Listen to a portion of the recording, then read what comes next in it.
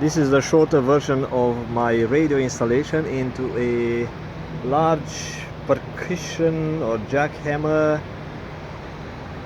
It's an excavator, custom modified for a customer of the customer. So the end customer is someone else. And what I did here, I installed the bracket. The customer had the radio. So this one is going to be shipped somewhere far away, and they have the radio. They told me the radio model number, so I had to choose the power connector, the antenna connector, the bracket. So this is kind of a guessing game. He measured the bracket and he told me it's 16 centimeter. A camel radio, it doesn't matter for you. I'm just showing you how that installation ended up here.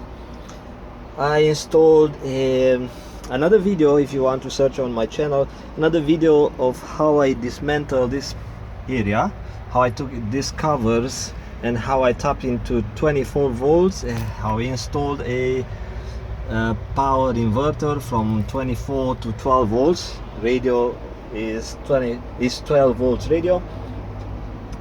And I showed you in that video, if you are curious to get some tips to make your life easier, I showed you how I run the cables, how I found the space for the inverter.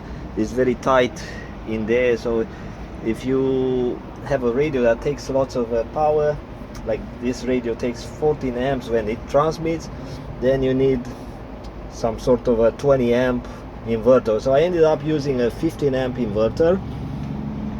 I guess the radio is not going to take exactly 14 amps. When I do check the power requirements for ICOM radios, as we are ICOM dealer, it takes about 9 amps for a 50 watts power output.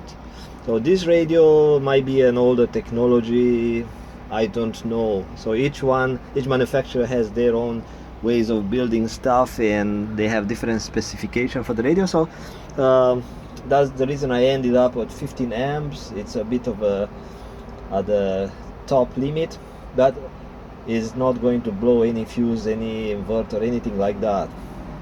So the antenna, it was run behind this speaker, so I had to take the speaker grill out and grab the cable from the other side and run the cable behind this trim. So it had I had to remove a bunch of stuff here in order to run cables. And the antenna, and this is how not to do it. The antenna is installed here on the light, so I don't recommend you to follow this one, even it's the easiest way, in case your machine comes with lights. So stay away from any LED lights. So that's kind of my suggestion here. But otherwise, yeah, run the cable inside. So this is John Deere excavator. It's a big machine. If you know these tips, it might take you 2.5 hours, possible 3 hours if you are very fast, 2 hours. But you have to know some tricks, or you have to have experience in this particular one. Every brand is different. They have assembling methods differently. Panels, trims, covers are all different type of screws. So this is for this model. So John Deere, some sort of a weird excavator thingy. So letting you go, that was my short quick tips video. Bye bye.